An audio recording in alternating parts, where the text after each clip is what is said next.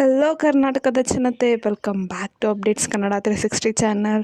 So ಅಂತೂ ಇಂತೂ ಗೃಹಲಕ್ಷ್ಮಿ ಯೋಜನೆ ಬಗ್ಗೆ ಒಂದು ಬಿಗ್ ಅಪ್ಡೇಟ್ ಹೊರ ಬಂದಿದೆ. ಜಮಾ ಆಗಲಿದೆ ಪೆಂಡಿಂಗ್ ಹಣ. ಸೊ ಮಹಿಳೆಯರ ಖಾತೆಗೆ ಹಣ ಜಮಾ ಆಗ್ತಿಲ್ಲ. ಇದಕ್ಕೆ ಕಾರಣನ ಹುಡುಕ್ತಾ ಹೋದರೆ ಸರ್ಕಾರಕ್ಕೆ ಸಾಕಷ್ಟು ವಿಚಾರಗಳು ತಿಳಿಬಂದಿದೆ. ಸೊ ಪೆಂಡಿಂಗ್ ಇರುವ ಗೃಹಲಕ್ಷ್ಮಿ ಯೋಜನೆ ಹಣ ನಿಮ್ಮ ಖಾತೆಗೆ ಜಮಾ ಆಗುತ್ತೆ ನೀವೇನಾದರೂ ಈ ಕೆಲಸ ಮಾಡಿದ್ರೆ. ಸೊ ಅದ್ರ ಬಗ್ಗೆ ಎಲ್ಲ ಡೀಟೇಲ್ ಆಗಿ ತಿಳಿಸ್ಕೊಡ್ತೀನಿ ಈ ವಿಡಿಯೋದಲ್ಲಿ. ಬನ್ನಿ, ವಿಡಿಯೋನ ಸ್ಟಾರ್ಟ್ ಮಾಡೋಕ್ಕಿಂತ ಮುಂಚೆ ನೀವೇನಾದರೂ ನಮ್ಮ ಚಾನಲ್ಗೆ ಸಬ್ಸ್ಕ್ರೈಬ್ ಮಾಡ್ಕೊಂಡಿಲ್ಲ ಅಂದರೆ ದಯವಿಟ್ಟು ಚಾನಲ್ಗೆ ಸಬ್ಸ್ಕ್ರೈಬ್ನ ಮಾಡಿಕೊಂಡು ವಿಡಿಯೋನ ಆದಷ್ಟು ಫಲಾನುಭವಿಗಳಿಗೆ ಶೇರ್ ಮಾಡಿ.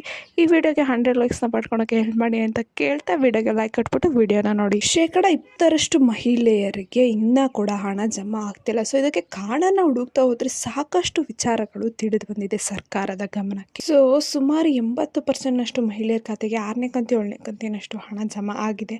ಆದರೆ ಸುಮಾರು 20% ಮಹಿಳೆಯರ ಖಾತೆಗೆ ಹಣ ಬಂದಿಲ್ಲ. ಈಗಾಗಲೇ 8ನೇ ಕಂತಿನ ಹಣನೂ ಕೂಡ ಹಂತವಾಗಿ ಸರ್ಕಾರದವರು ಬಿಡುಗಡೆ ಮಾಡಿದ್ದಾರೆ. ಸೊ ಆದರೆ ಇನ್ನು ಯಾರ್ಯಾರಿಗೆ ಹಣ ಬಂದಿಲ್ಲ ಅವರು ವರಿ ಮಾಡ್ಕೊಳೋದು ಬೇಡ. ಈ ತಿಂಗಳು ಕೊನೆ ಒಳಗೆ ಬಾಕಿ ಇರುವ ಹಣ ಎಂದು ಬಿಟ್ಟು ಮಹಿಳಾ ಮತ್ತು ಮಕ್ಕಳ ಕಲ್ಯಾಣ ಇಲಾಖೆ ಸಚಿವೆ ಹೆಬ್ಬಾಳ್ಕರ್ ಅವರು ಒಂದು ಸ್ಪಷ್ಟನೆನ ನೀಡಿದ್ದಾರೆ. ಹಣ ಬರಲಿಲ್ಲ ಅಂದ್ರೆ ಏನ್ ಕೆಲಸ ಮಾಡಬೇಕು ಅಂದ್ಬಿಟ್ಟು ಸಚಿವರು ತಿಳಿಸಿದ್ದಾರೆ. ಸೊ ಗೃಹಲಕ್ಷ್ಮಿ ಯೋಜನೆ ಹಣ ಮಹಿಳೆಯರ ಖಾತೆಗೆ ಹಾಕುವ ಪ್ರಕ್ರಿಯೆ ಡಿಜಿಟಲ್ ಪ್ರಕ್ರಿಯೆ ಆಗಿರುತ್ತೆ. ಸೊ ಹಾಗಾಗಿ ಮಹಿಳೆಯರು ತಮ್ಮ ಖಾತೆಗೆ ಅಗತ್ಯ ಇರುವ ಬದಲಾವಣೆಗಳನ್ನ ಮಾಡ್ಕೋಬೇಕು.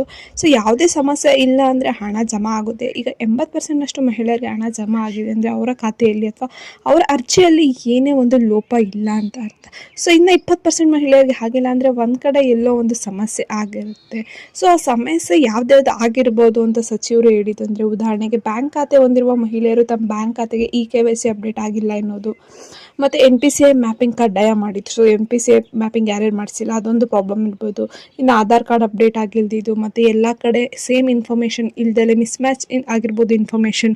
ಸೊ ಇಷ್ಟು ಕಾರಣಗಳಿಂದ ನಿಮಗೆ ಹಣ ಬರ್ತಿರಲ್ಲ ಅಂದ್ಬಿಟ್ಟು ಸ್ವತಃ ಲಕ್ಷ್ಮಿ ಹೆಬ್ಬಾಳ್ಕರ್ ಅವರೇ ತಿಳಿಸಿದ್ದಾರೆ. ಸೊ ಇಷ್ಟು ಚೇಂಜಸ್ನ ಮಾಡಿಸ್ಕೊಂಡ್ರೆ ನಿಮಗೂ ಕೂಡ ಹಣ ಬರುತ್ತೆ ಅಂದ್ಬಿಟ್ಟು ಅವರೇನೆ ತಿಳಿಸಿದ್ದಾರೆ. ಇಷ್ಟೆಲ್ಲ ಚೇಂಜಸ್ನ ಮಾಡಿಸ್ಕೊಂಡ್ರ ನಂತರನೂ ಕೂಡ ನಿಮ್ಮ ಖಾತೆಗೆ ಹಣ ಬಂದಿಲ್ಲ ಅಂದರೆ ನಿಮ್ಮ ಅರ್ಜಿ ಸಮಸ್ಯೆ ಇರ್ಬೋದು.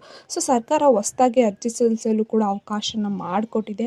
ಹಾಗಾಗಿ ನಿಮ್ಮ ಖಾತೆಯಲ್ಲಿ ಸಮಸ್ಯೆ ಇದ್ದರೆ ಅದನ್ನು ತಿಳಿದುಕೊಳ್ಳುವ ಸಲುವಾಗಿ ನೀವು ಸೇವಾ ಕೇಂದ್ರಕ್ಕೆ ಹೋಗ್ಬಿಟ್ಟು ರೇಷನ್ ಕಾರ್ಡ್, ಬ್ಯಾಂಕ್ ಖಾತೆ ವಿವರ ಮೊದಲಾದ ದಾಖಲೆಗಳನ್ನ ತೋರಿಸಿದ್ರೆ ನಿಮಗೆ ಏನು ಸಮಸ್ಯೆ ಇದೆ ಅಂತ ತಿಳ್ಕೊಂತಾರೆ. ಆಧಾರ್ ಕಾರ್ಡ್ ಸಮಸ್ಯೆ ಇದೆಯಾ ಅಥವಾ ರೇಷನ್ ಕಾರ್ಡ್ ಸಮಸ್ಯೆ ಇದೆಯಾ ಅಂದ್ಬಿಟ್ಟು ತಿಳಿಸ್ಕೊಡ್ತಾರೆ. ಸೊ ಪೆಂಡಿಂಗ್ ಹಣ ಎಲ್ಲ ರಿಲೀಸ್ ಆಗಿದೆ. ಸೊ ನಿಮಗೂ ಕೂಡ 8ನೇ ಕಂತಿನ ಹಣ ಅಥವಾ ಪೆಂಡಿಂಗ್ ಹಣ ರಿಲೀಸ್ ಆಗಿದೆಯಾ ಅಂತ ತಿಳ್ಕೊಬೇಕಂದ್ರೆ ನೀವು ಮನೆಯಲ್ಲೇ ಕುತ್ಕೊಂಡು ಚೆಕ್ ಮಾಡ್ಕೋಬಹುದು. DBT ಕರ್ನಾಟಕ ಅನ್ನೋ ಮೊಬೈಲ್ ಅಪ್ಲಿಕೇಶನ್ ನೀವು ನಿಮ್ಮ ಮೊಬೈಲಲ್ಲಿ ಡೌನ್ಲೋಡ್ ಮಾಡ್ಕೊಂಡು ನಂತರ ನಿಮಗೆ ಮಾಡಬೇಕಾಗಿದ್ದು ಇಷ್ಟೇನೆ. ಅಲ್ಲೊಂದು ನಿಮ್ಮ ಆಧಾರ್ ಕಾರ್ಡು ಮತ್ತು NPN ಕ್ರಿಯೇಟ್ ಮಾಡಿಕೊಂಡು ನೀವು ನಿಮ್ಮ ಹಣನ ಚೆಕ್ ಮಾಡ್ಕೋಬಹುದು. ಅಲ್ಲಿ ಸ್ಟೇಟಸ್ ಅಂತ ಒಂದು ಆಪ್ಷನ್ ಕಾಣಿಸುತ್ತೆ.